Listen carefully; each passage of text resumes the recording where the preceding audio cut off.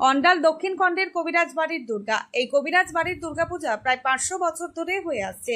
আর এই পুজোতে একসঙ্গে পূজিত হন মা দুর্গা ও মা কালী। তবে এই পুজোয় দুর্গা প্রতিমার মূর্তিতে রয়েছে অন্য বিশেষত্ব। অন্য দুর্গা প্রতিমাগুলির থেকে কবিরাজ বাড়ির দুর্গা প্রতিমার গড়ন একটু আলাদা। দশভুজা দেবীর 10টি হাতের মধ্যে প্রধান হাত দুটি বড় হলেও বাকি 8টা হাত ছোট হয়। কথিত আছে বহুকাল আগে 1 বছর মায়ের বিসর্জনের সময় মন্দির থেকে প্রতিমা বের করতে গিয়ে ভেঙে গিয়েছিল 8টি হাত। পরে মায়ের স্বপ্নদেশ পাওয়ার পর থেকেই তৈরি হয়ে আসছে ছোট হাতের প্রতিমা। কবিরাজ বাড়ির পুজো দেখতে এই এলাকার পাশাপাশি ছুটে আসে অন্য জেলার মানুষও।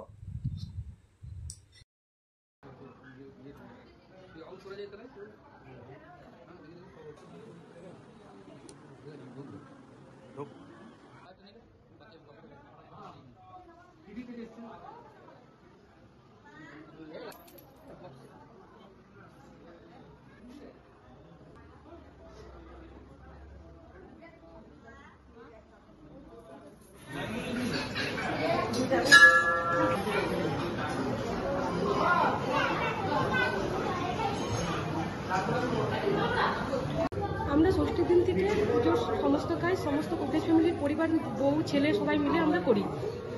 আমরা ঠাকুরের বুধন আসা জোগাড় করি, আলপনা দিই, পুজোর জোগাড় করি, অষ্টমীর জোগাড় করি, সমস্ত কিছু কবিরাজ ফ্যামিলি সব বউরা ছেলেরা সবাই মিলে আমরা করি। সব নাম করে আমরা বিসর্জন করতে যাই।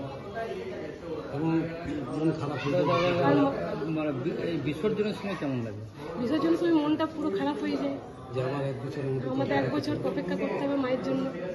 কথিত আছে, না আমরা শুনেছেন, আমাদের বয়োজ্যেষ্ঠদের মুখ থেকে শুনেছি যে যখন প্রথম পুজো আরম্ভ করেন এখানে শ্রী গদাধর কবিরাজ যখন পুজো আরম্ভ করেন তখন এই মন্দির এরকম কাঠামো ছিল না, এবং এর দরজাটাও অনেক ছোট ছিল।